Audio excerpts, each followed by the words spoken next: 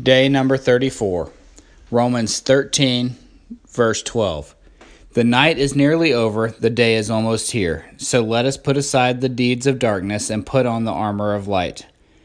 You're going to get killed with those words of advice. Paul Johnson reminded a player that it was his way or the wrong way.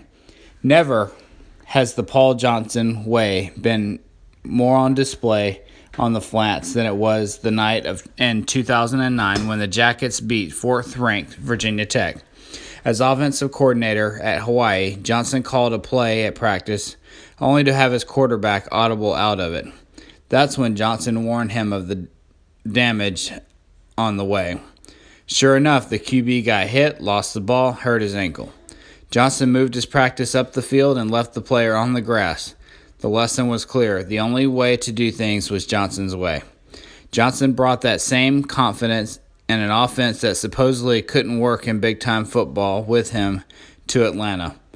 His way brought immediate success and was universally embraced by his players, students, and alums. In perhaps the biggest game in his first 2 years at Tech, Johnson's way of a time and yardage devouring option running game coupled with a modest passing attack was employed for a rousing 28-23 win over the Hokies. Only this time, modest seems a little extravagant to describe Tech's passing attack. The Jackets completed only one pass. It was, however, a big one. Late in the first half, quarterback Josh Nesbitt hit Demaryius Thomas with a 51-yard bomb that carried to the Hokie 12. That set up Nesbitt's 1-yard run for a 7-3 lead that the Jackets never relinquished. Nesbitt had an earlier completion nullified by a penalty. After the one successful pass, Tech's receivers were brought in to block. Thomas, for one, was just fine with that. "It's all right. I enjoy blocking," he said. "I just want to win," which is, above all, the Paul Johnson way. You have a way of life that defines and describes you. You're a diehard Georgia Tech fan for starters. Maybe you're married with a family, a city guy or a small-town gal. You wear jeans or a suit to work every day, and then there's your faith. For the Christian, following Jesus more than anything else defines for the world your way of life.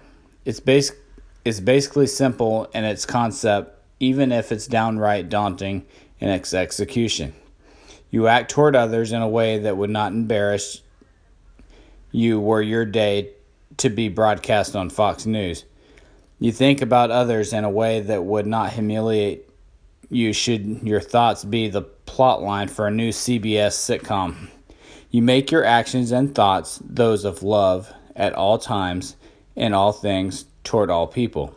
It's the Jesus way of life, and it's the way of life forever with God. It was a big play. In the first half, that pass was about all we did. Paul Johnson on his team's lone completion against Virginia Tech.